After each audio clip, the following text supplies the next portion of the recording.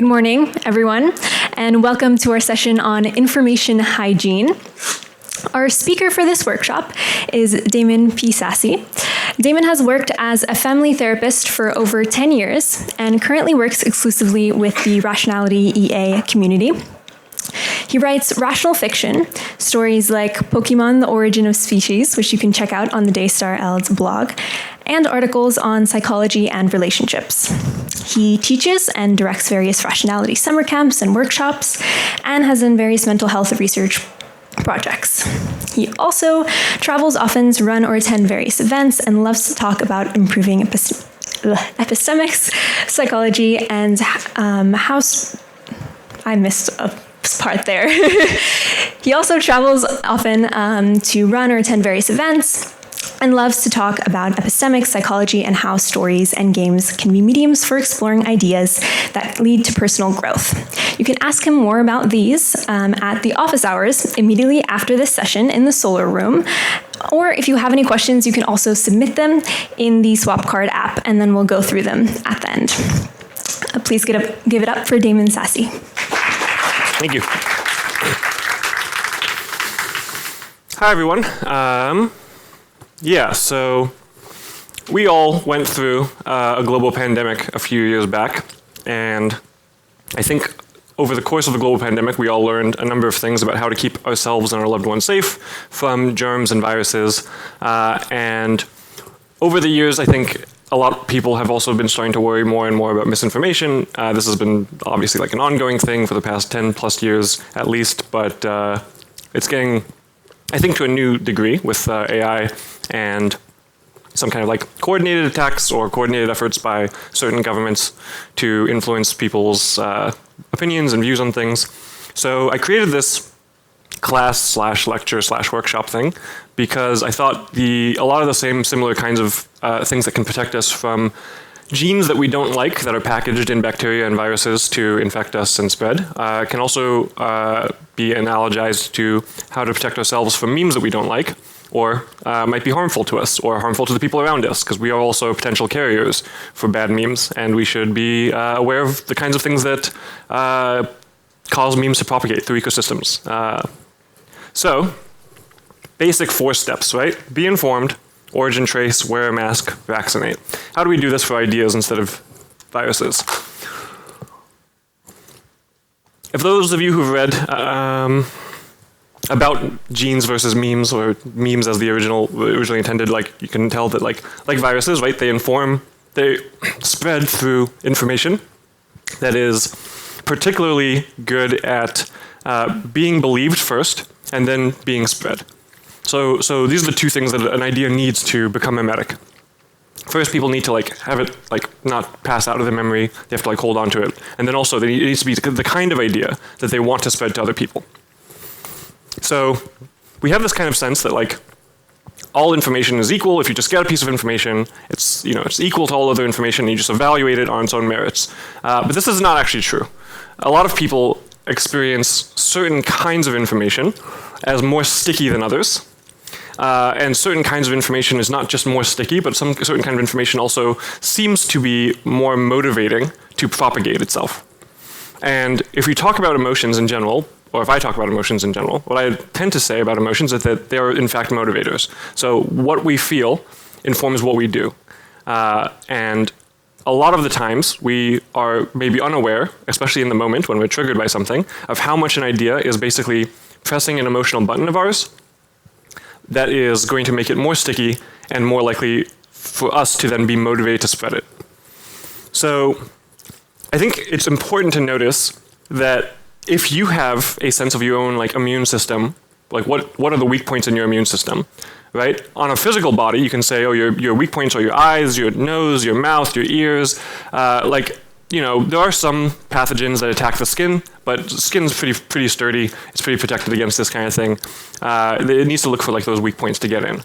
And if you think about ideas that are more likely to become infectious and are more likely to propagate themselves, what are the weak points of your memetic immune system? I would claim that they're basically our emotional points. And our emotions are really important, they're really valuable for us to want to do things and care about things and know like what's true about ourselves and what's true about reality. But like, yeah, certain information will just like hijack those things really, really well and turn it against us, like viruses do. So for those of you who have read Slate Star Codex and have read the Toxoplasma of Rage post, you might recognize this graph. There are certain things that if you like track the course of like how many posts get read and then spread on a blog post like Slate Star Codex, as Scott did, there's like a certain kind of post that just kind of like, you know, hits like its average audience in terms of how many people will read it and spread it. But then there's certain kinds of posts that just really, really get just all the mimetic power that the emotional impact of the readers has. So one of those is anger. Anger is very, very powerful for people wanting to like spread it. And I have some theories about this, but you should hold a handful of salt when you hear any theories about evolutionary psychology. I'm not an evolutionary psychologist, I just like dabbling in it. But like, yeah, it turns out that if you get angry at something, and you're angry alone, that's probably not going to be very helpful to you. But if you can get other people angry about something at the same time, it's like more useful, right? So there's a reason that anger, like things that make you angry, you want to like spread them to other people potentially.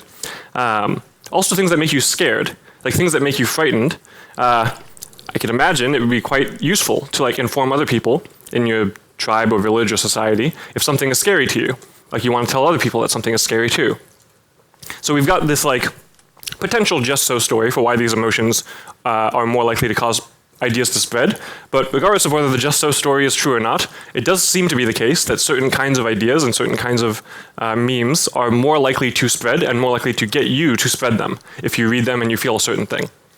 So I want people to be aware of these things in particular because I think it can be hard in the moment particularly to like evaluate what's causing you to believe a thing, but then also causing you to sneeze it into your friends' faces by clicking that reshare button.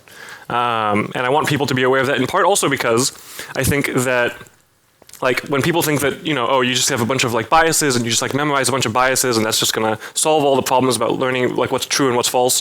I don't think this is necessarily true. I think it's helpful.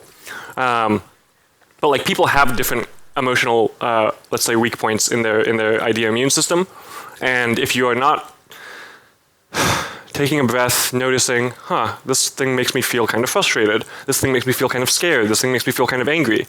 If you're able to like get into that reflexive mode of like noticing that you have that emotional reaction to a thing that you hear or read, I think you're more likely to actually be able to like remember these cognitive biases that we all think are so valuable and useful, which, you know, they are, but you have to like have the presence of mind to use them in the first place or be aware of them in the first place. So, yeah, this is a list of things. You can look it up later if you want to know about the kinds of logical arguments and fallacies that are more likely to get you to believe false things. But the important point to me is like, if you aren't aware of both these things and your emotional experience and how your emotional experience informs whether you will believe something or like pass it on or something, then it doesn't really help as much as we might think it does. So first exercise, for those of you who want to try exercises out, I want you to take a moment and just think about what sorts of information you find particularly sticky, or what sorts of information slips through your immune system. If you believe you're a truth-seeking person, which I think most people here probably characterize themselves as, what emotions are motivating that truth-seekingness in you? What are the kinds of information that if someone was like, yes, all those truth-seeking people out there, I will get them to believe this false thing and spread it amongst their friends and family. Like what emotions would they try to trigger in you to make you feel that? What do you want to be true? What do you want to be false? These are like important things to like be aware of, so that if someone tries to convince you that these things are true or false, you're like aware that there's a motivated extra step internally for yourself. And yeah, what would happen if you or someone you trust is wrong? There's like a flinchy feeling, or like a feeling if you ever think about times you've been wrong in the past in some major way, or times that someone you trusted or cared about a lot was like wrong in some major way. I think it's important to keep those in mind too, because if it's hard to think about something, people generally don't think about them. So take some time. I'm going to give you guys a couple minutes to think about these prompts, maybe answer them for yourself. And if anyone has any questions in the meantime, I'm happy to just do like a hand raise. Yep.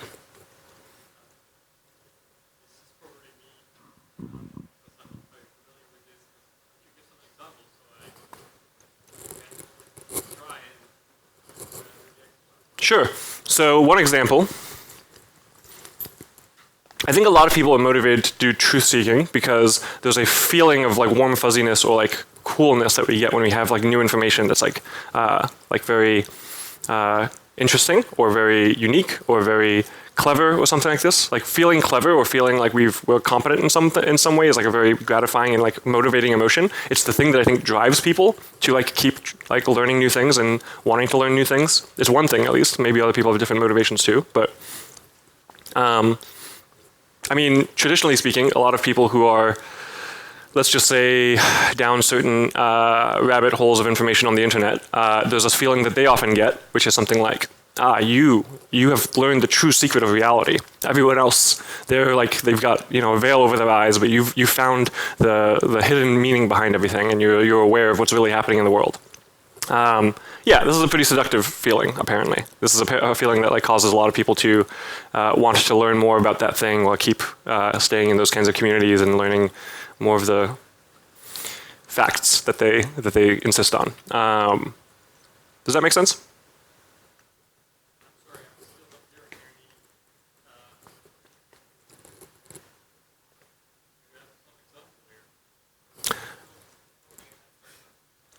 Okay. Is there a belief that you want to be true about the world? This is one pretty concrete thing that I think is worth checking. It could be anything from like, milk is good for you because you like the taste of milk, and like, maybe there's a list of articles about how milk is good for you and a list of articles about how milk is bad for you. And if you are unsure whether milk is good for you or not, but you want milk to be good for you because it tastes good and you don't want to stop drinking milk, this is like a thing that you should be aware of. What do you want to be false? There's probably a number of beliefs about there's a number of beliefs about society that I certainly want to be false because like the world would be a worse place if those things were true. So like I'm like aware of the fact that in the back of my head there's like a part of me that's like, I really don't want that thing to be true. It would be really sucky if that's true. Maybe we'll find like a way around it if it is, but like, yeah. I see you nodding, so I'm hoping that helped. Yeah, no problem. All right, gonna move on to the next slide. So, origin tracing. For viruses, it's useful to know where did this thing come from, where is it going to spread to next. I think that if you are, there's a thing I would normally draw here if we were doing like a thing, but it's okay. You can think about your path through life as like time and space bound, right? You start wherever you were born, you move your way through the world, and wherever you move, like maybe you like go to another country, maybe you just stay in your hometown for a long time, then you go somewhere else. There's like a cone around you of like information. Sight, sound, smell, all that information is like stuff that you are learning directly about reality. And that information is like your first-hand experience. And it can be wrong, like your memory can be wrong. Your senses can like fool you in all these different ways, but like that's at least stuff that you've experienced. I think it's important to note that like every single thing that you know outside of that cone, or that you're aware of outside of that cone, is stuff that you are taking on trust from someone else. If you ask me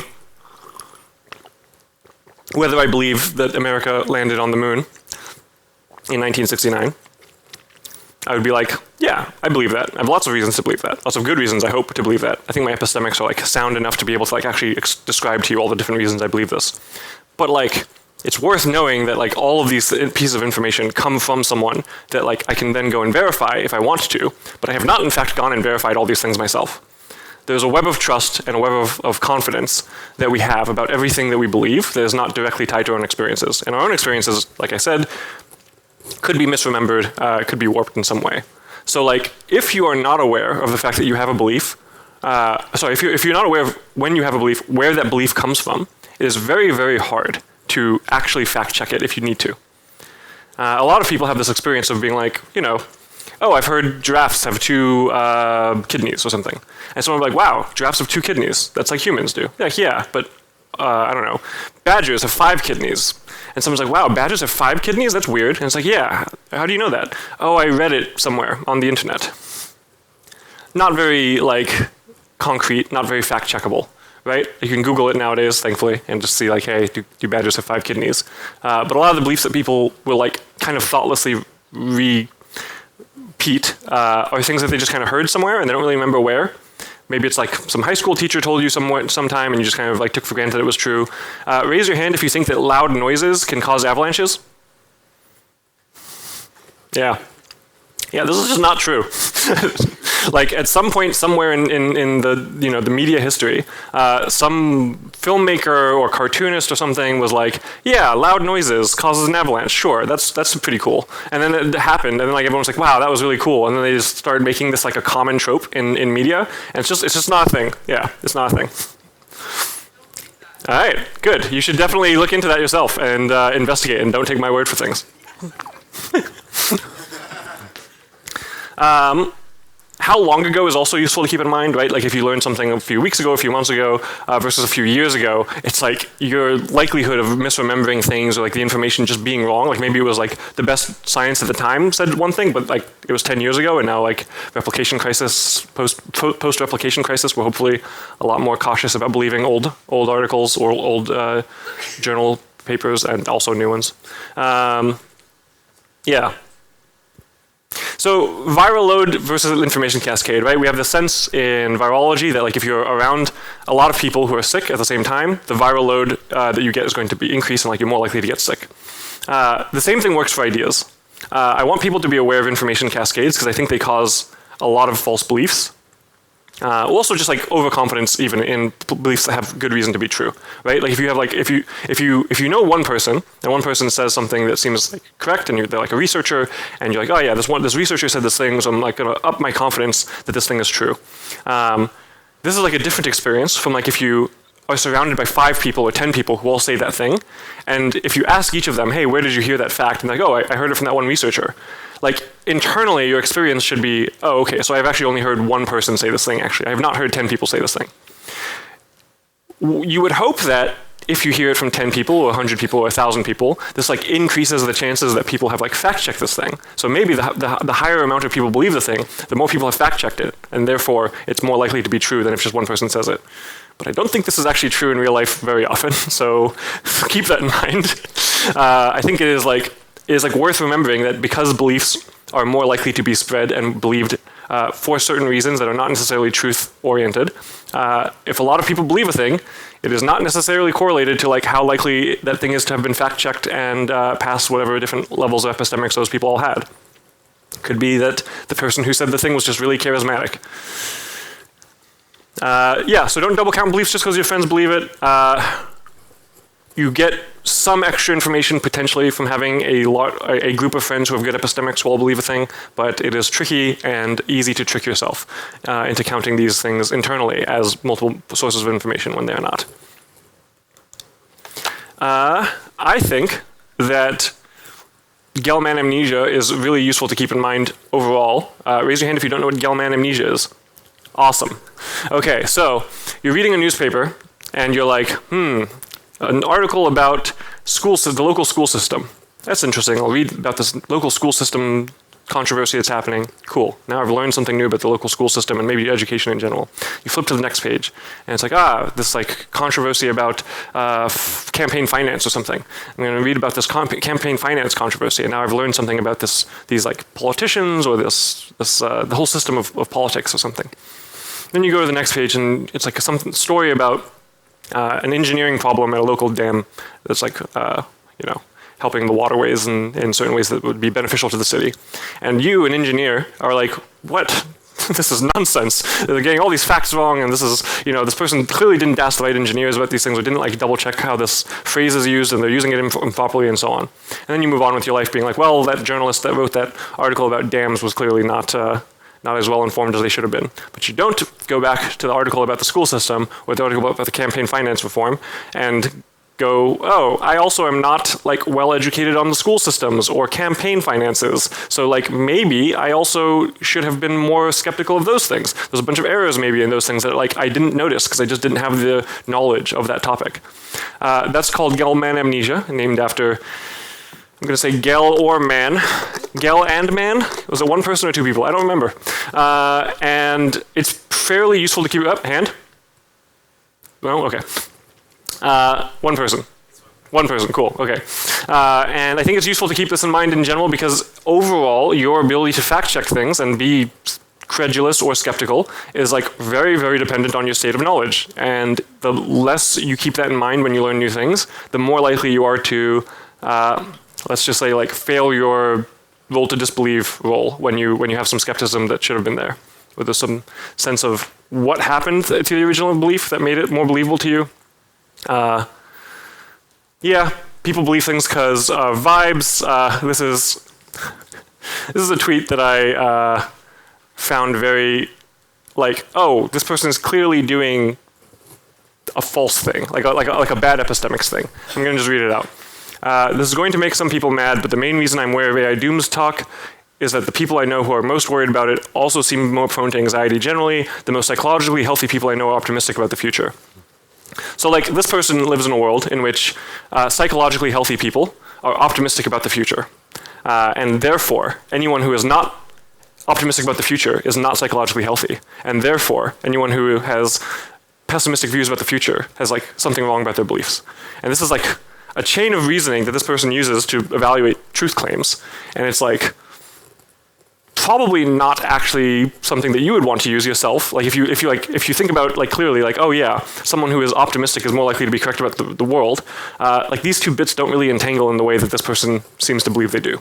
And this is like vibes, right? This is like what we mean by vibes. Like vibes are real. Like you can definitely like learn things about people's emotional experience when you like read their body language or like tone of voice or context that they're in and stuff like this. But it's not mind reading, and it is not a good way to determine truth value of statements. Yeah, sometimes really anxious people are actually anxious about things that might be real and might be important. That's kind of what makes them anxious sometimes. Yeah. So, exercise number 2.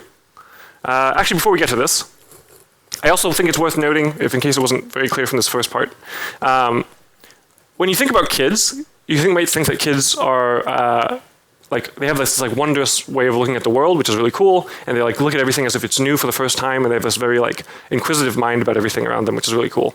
They're also really, really gullible, and the reason kids are really, really gullible is because they don't know anything. Like you can tell kids essentially anything, and they will believe you until the thing you tell them bumps up against something else that they already know, or something they've observed, or they've gotten old enough to start to pattern match to like people might say false things, or people might say things that are not true. But up until they get to that point, they're basically just empty receptacles for new information, and they will just take the new information in and kind of just like believe it until they realize that one of them doesn't work with the other one. So I want you to be aware of this also because it's like, this is kind of what the Gell-Mann amnesia thing is pointing at. It's like, if you have knowledge about things, whether it's true or false, the knowledge may be false. If you have information about things that may be true or false, you're more likely to be skeptical or even have that moment of like, wait, is this true? If you have information about that thing or that kind of thing, there's some kind of heuristic that's like firing to let you know, oh, this thing might not be true. It pattern matches to like this other false thing. And that heuristic may be wrong, but like it depends on your knowledge, your state of knowledge about the world for you to have that skepticism in the first place. So, exercise number 2. What are your load-bearing beliefs? Load-bearing in this sense means something like beliefs that you have that kind of depend, other beliefs kind of depend on, like your worldview requires this belief more or less to be true. So an example of a load-bearing belief might be something like observation leads to fewer, like direct observation can lead to fewer false beliefs than imagination. This is like a fairly important load-bearing belief for empiricism. You can lead to other, this like, you can kind of like build beliefs on each other until you get to a point that you believe something like kindness is a better way to get people to do what you want than coercion. This is like a fairly load-bearing belief for modern democracies. But again, like, is it true or not is kind of important to like keep separate from like how we feel about it. So like I said before, this is like a belief that I want to believe is true, and I act as though it's true. But like it's like important for me to be aware that this is a load-bearing belief for other beliefs that I have. Where like if this was not true, a whole bunch of other of my beliefs would not be true. We call these cruxes sometimes. Yeah. Where did you learn that belief? How reliable was that source or context? Where did I learn that kindness is better than coercion? Mostly fiction. When I was a kid, I just read a lot of fiction, and like, yeah, being kind and like power of friendship and all that stuff, it was pretty informative to me. Like, I think it's been borne out to some degree in real life quite well, but like, it's worth knowing that like a large part of my emotional landscape is like predicated on the sense that like being kind to people actually works out better than not being kind to them. Yeah, how would the world look if it wasn't true? Gonna give you guys another few minutes to think about these, write them down, answer them if you want to. All right, any questions so far on this one? Yep. I find it pretty difficult to answer the question, where did you learn them? Yep. Because I quickly go into, I guess, nature, nurture, nurture probably parents, friends, and like everything, I guess, for most people. Yeah. While I found your example quite convincing that you said, like, I learned it in fiction. At first I found it convincing, but then I thought I actually learned it from so many other sources. Yeah, yeah. So you can obviously like learn things from multiple sources, or have them like learn in one place, reinforced from other places. They can be like redirected from like ancillary beliefs that are like the result of other beliefs that you already have that kind of connect together. You can't really always answer like what's one place that you got the belief from, but it's like worth being aware of kind of like the rough overview of it, or like the rough gestalt of like what all the different sources of that kind of belief are in your life. Yeah. Yep. You were right about the avalanche. I knew I was. Thank you. But good to confirm. They called it avalanche arrow in Dutch. I thought they were genuinely used for avalanches. Yeah. I was very skeptical, but I looked it up, and they're not actually used for avalanches. They're just named. Yeah. Fun fact, some places just fire a cannon at mountains when they want an avalanche to form. Maybe that's what make people believe at some point that sound causes the avalanche. Like they just heard a loud bang and then they saw the avalanche happening, but nope, it was the cannonball.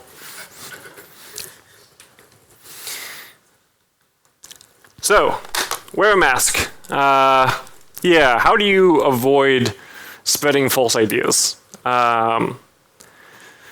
In general, I think it's useful to be careful when you spread information. Like, I don't want people to like live in fear of like, oh no, I can't say anything about anything that I've ever learned because then I'm going to just spread false information and I'm going to be part of the problem. I'm going to be just spreading this mind virus. Like, you know, it's okay to say things. Try to be aware of how confident you are and how confidently you're saying the thing. I think confidence is like one of the most obvious ways that our brains work on like monkey principles as opposed to logic and reason. Like we are very, very susceptible to confident people saying confident things. Yeah. Try not to persuade is a thing that I think is like hard for some people to like kind of like internalize. It's like persuasion is like the default expectation of how you talk about things that you think are true, that someone else thinks is true. But like to me, the distinction between persuasion and like demonstrating something or explaining something is you don't really need to do anything more than explain why you believe the thing. Right? If you're just explaining why you believe something, in my view, this is not persuasion. You're just explaining what you believe and why you believe it. If you're starting to do other things like, I don't know, I mean, obviously if you're like guilt tripping someone or like shaming them for their beliefs or cajoling them or insisting or making them feel dumb in some way for not believing the thing, these are like all the fairly easy to spot dark arts of persuasion. But I think there are other ones that are more subtle too. And you can see them all on social media. Scout mindset, generally speaking, this is the idea that you treat your beliefs you treat yourself as a scout instead of a soldier. You treat yourself as someone who's going out there to gain information and not to use the beliefs that you have against other people or to change the world. There may be a time for being a soldier if you're in a war zone or in your country is engaged in war, for example. But in your life, when you're in the scout mindset as opposed to the soldier mindset, you're more able to actually see what's out there and not take for granted that things are true or false, and you're less likely to spread false beliefs. You're more likely to just listen to other people's beliefs and understand better what they believe and why they believe it. If you have not read Scout Mindset by Julia Galef, I've heard it's really good. Yeah, using good filtration is like hard if you don't know people that well. For me, it's like there's something really important about being able to see people's thought process when they make their thought process legible. This is like the thing that most likely causes me to actually update my beliefs to be more in line with theirs. Not everyone does this. Most people don't do it very well. Even if I disagree with someone, like at least they've made their thinking process very clear, and they've made like what evidence caused them to believe that thing and why they believe it and stuff like this very clear. To be clear, I don't think legible thinking is 100% always going to be the possible thing you can do for every belief you have. I think it's like important to keep in mind that illegible thinking is a form of thinking, and it is like way faster and stronger at like certain kinds of processing. And like sometimes people have beliefs that they can't actually explain or justify, and this doesn't mean those beliefs are wrong. It does mean that you probably should not believe them as much as you can or would maybe if they were able to explain it. Like there's some circumstances where this is fine, and there's some circumstances where like it goes bad in different ways. Yeah.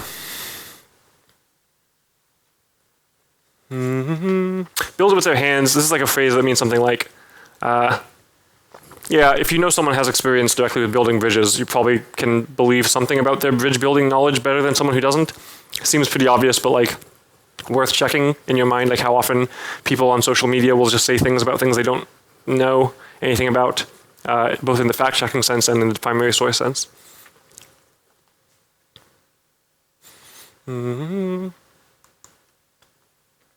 Yeah, so this is a pair of quotes and a quote from the Glowfic called Plane Crash.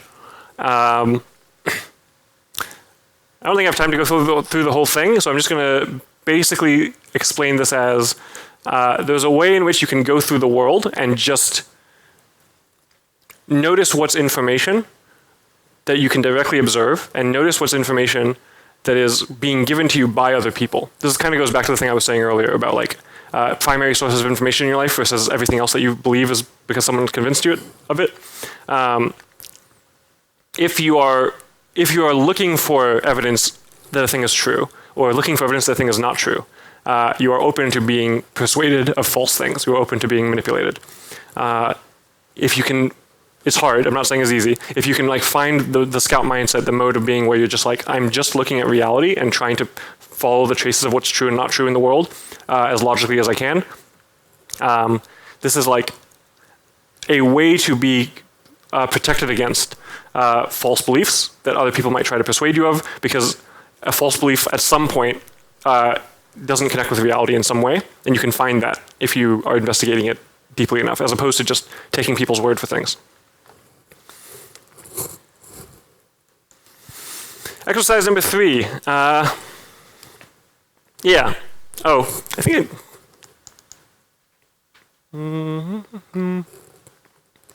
yeah, so maybe less relevant in an age where people are using Facebook less and less, but like, it's somewhat useful to curate your friend circle on social media. Like, it's somewhat useful to be aware that like, if someone repeatedly says false things, like some of that might be actually getting through your filters of like what you believe and not believe or something.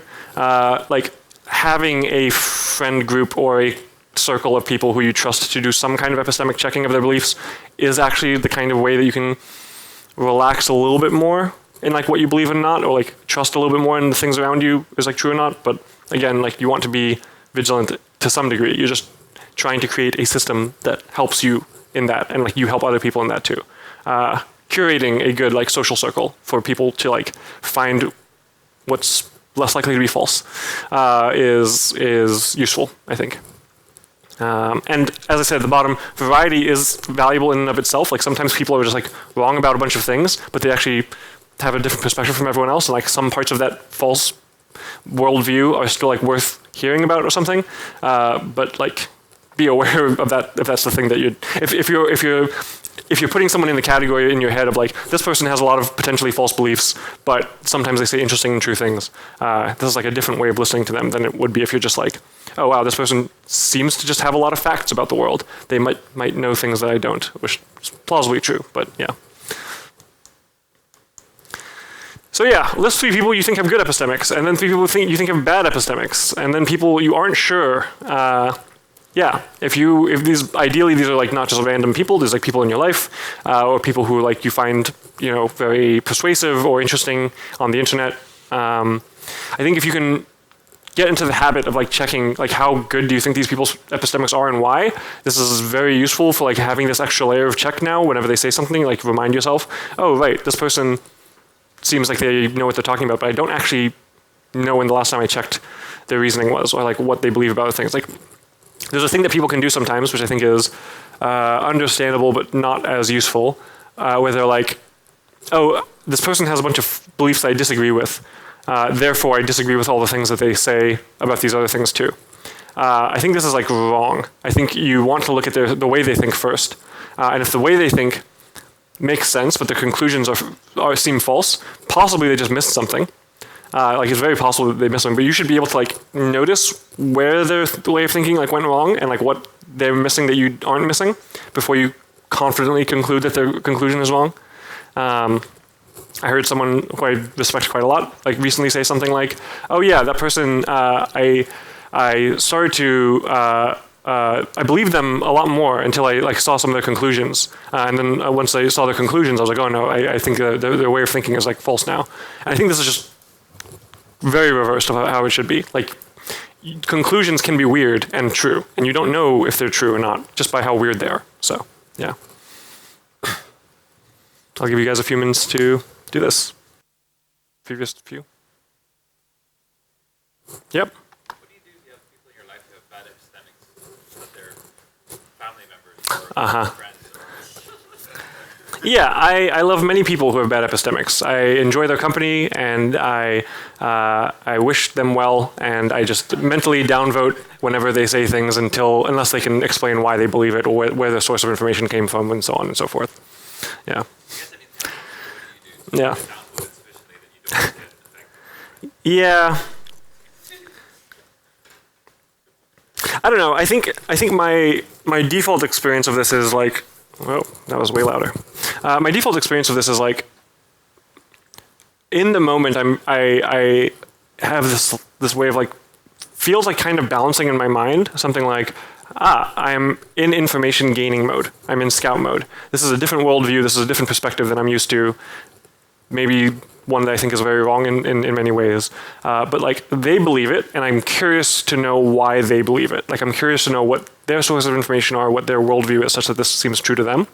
And when I'm in that mode, I think I'm somewhat less credulous overall to like things that they might say, but also more open to actually learning some new things that they might have in their worldview that I don't. Some of my friends who are, I think, wrong about a number of things, they're just way more well-read than I am in certain topics. Like history is one example. Like I have a friend who's very well-read in history, and I think there's a certain level of bias in like what sorts of beliefs they have and what sorts of conclusions they come to, and which is like informed by the kinds of things they read in history. But they have a lot of knowledge I don't, and I've learned quite a lot of things from them and updated quite a few times from knowing them. Yep. So most of what you said so far sounds quite defensive as opposed to proactive. Yep. So it's really about protecting yourself, surrounding yourself with people who have like good epistemics so that you don't get contaged. You even say like it's better not to try to convince others.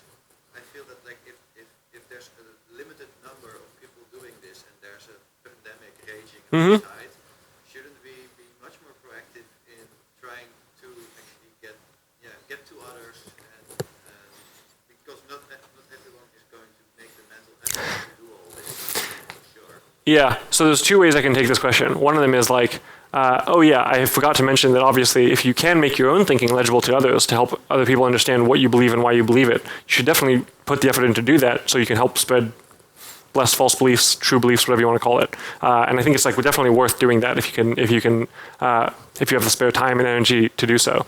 The other way I could take this question, which is not necessarily how you meant it, is like, shouldn't we also be using these techniques to like spread true beliefs instead of only letting the bad people use them? And I think no, but maybe I'm wrong about why that's a bad idea or like why that's like a worse outcome than the alternative. I think in general, I I think in general, I believe that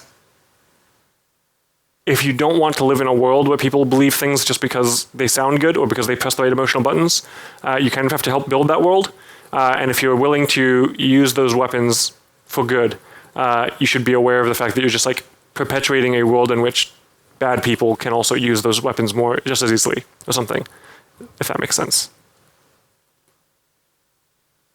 Will people ever stop using those? That's a, Weapon yeah. techniques? I think they come so naturally. Yep, it's a great question. I would like to hope. I hope that the raising the sandy water line in general over time is something that will help with this, but I'm not confident enough to say that it will definitely get there someday. I have no idea. Yeah. All right. So vaccinating.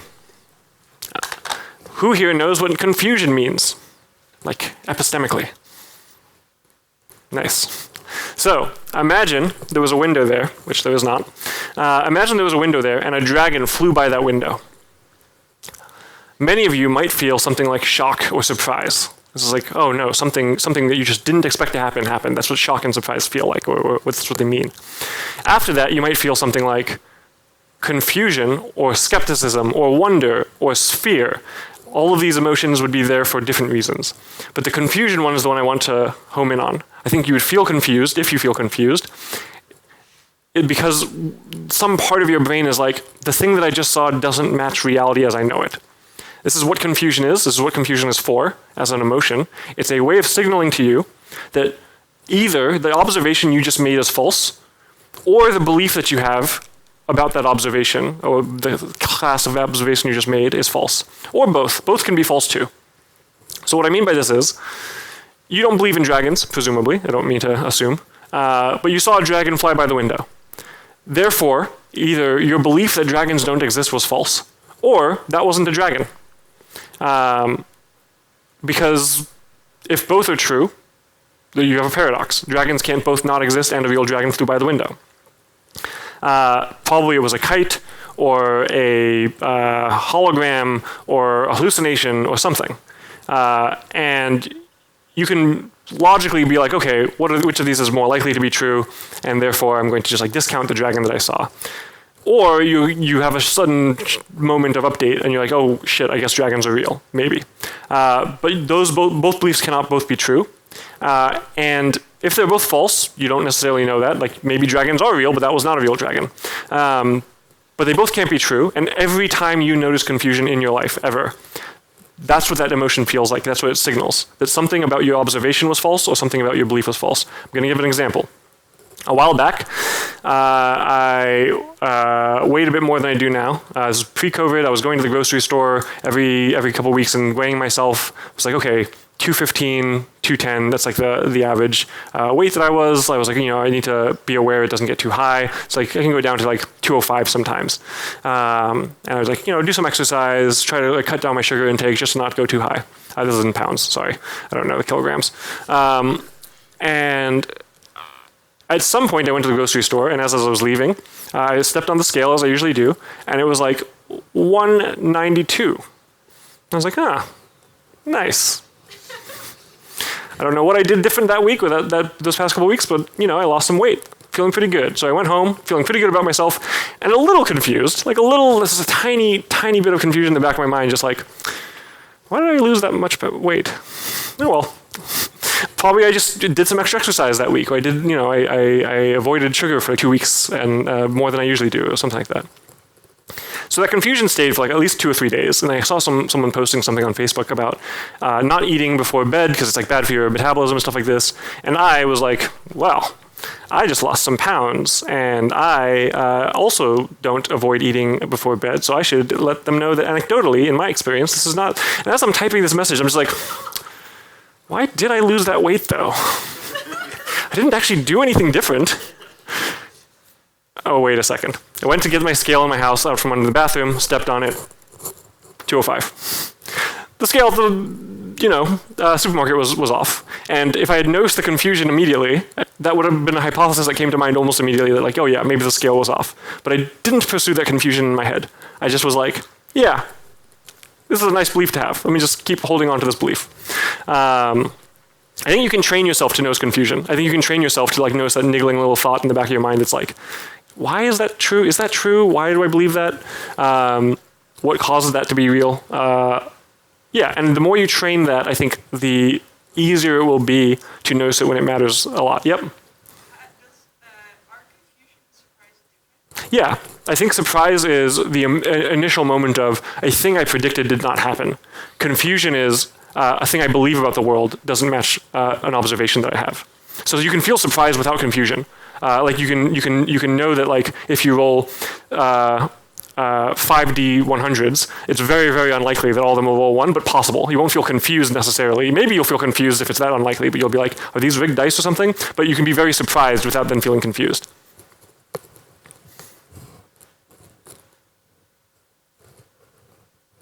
Cool. Yep, I said that part about being harder to fool the more you know. This is like, we're kind of down on memorization. Well, like at least I think I remember being very down on memorization when I was young, being like, oh, well, you know, I don't need to memorize all these facts. I have the internet now, unlike these old people. But like, yeah, the more you know about reality, just like the easier it will be for you to notice if something seems wrong. Like the easier it will be to have that flag of like, is this true or not true? I have some skepticism here because of something else that I already know about the world or things that I know about the world. So like having a wide range of information is like useful to skepticism. Is in fact how you feel skepticism in the first place. Yep, gullibility is not just about low critical thinking, it can result from low information, and also the emotional component that I covered early on. If you are unaware of like what emotional buttons people might press to get you to believe things, more likely to believe things, or like lower your epistemic standards for that moment, you are more likely to get infected. There are some emotions that don't work very well for getting you to believe things, and others that are very good at this.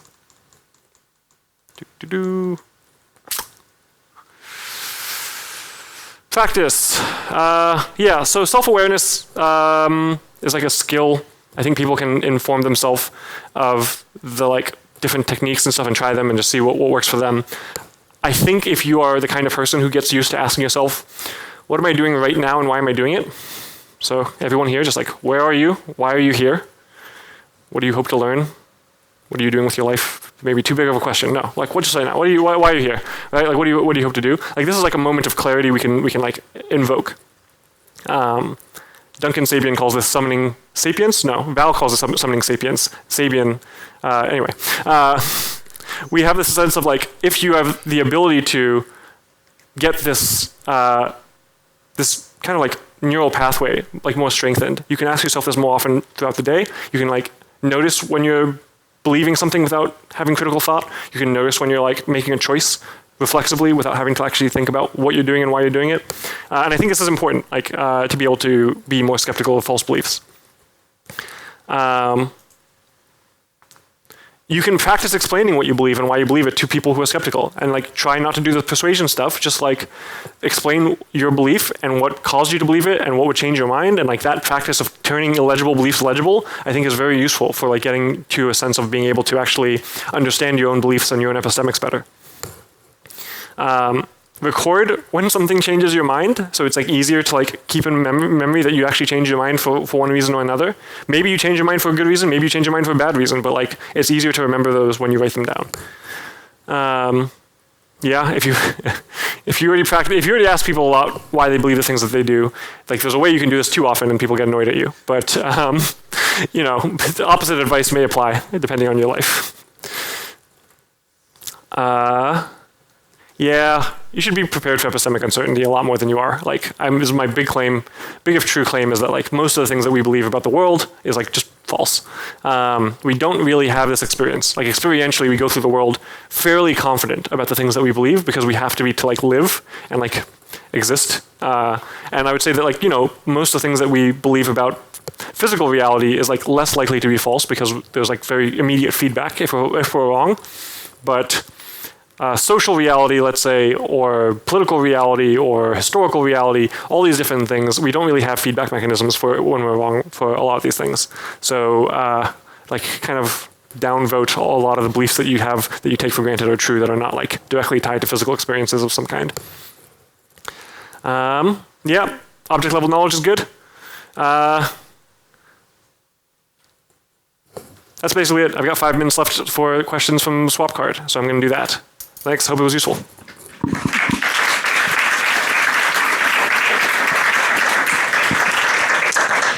So yes, we have 5 minutes left. There are no questions in Swap Card. Awesome. So if anybody has a last minute question that they'd like to ask before we go to the office hours, now's your chance. Yes.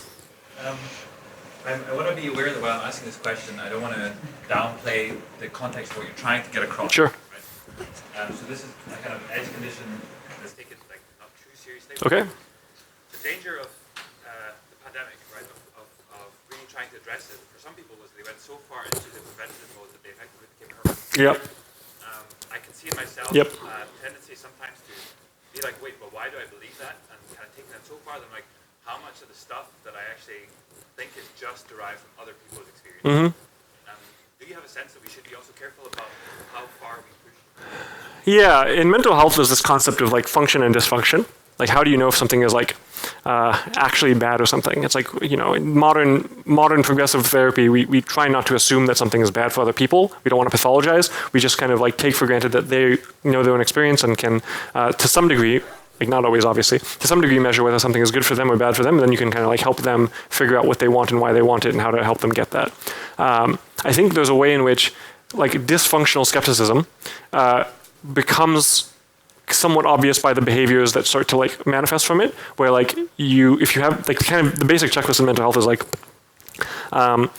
are they able to acquire food for themselves and like, you know, survive in that way? Are they able to like make friends and keep friendships? Are they able to like get enough sleep at night? Like kind of like go down like the physical survival checklist and the social survival checklist to some degree. And like, you know, there's some people who might choose not to live the way everyone else does, and that maybe is fine. It's like their values or their preferences. But like, if skepticism starts to get so extreme that you like slide into something like solipsism or slide into something like extreme cynicism of like all information, yeah, that's definitely, to my expectations, going too far in the direction of like not noticing that like there are in fact reasons why you can believe certain things in the world. Like there's like reasons to be confident, for example, that cars run on gasoline. Like there are reasons to check when people think about things, when they believe things, and they can make them legible, whether those things make sense to you in your own head. You don't necessarily have to believe or not believe them. You can like hold them in this kind of state of like, this is information that's like believable enough for me to act on for now, and not like, you know, make $1 million bet on it maybe, but like act on for now until I get new information. We do actually have a question in Swap Card. Are there effective and related donation opportunities?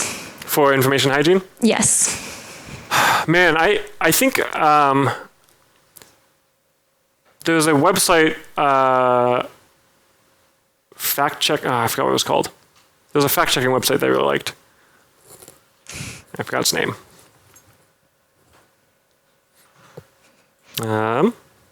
I don't know how effective it is, so I'm not good at evaluating this kind of thing.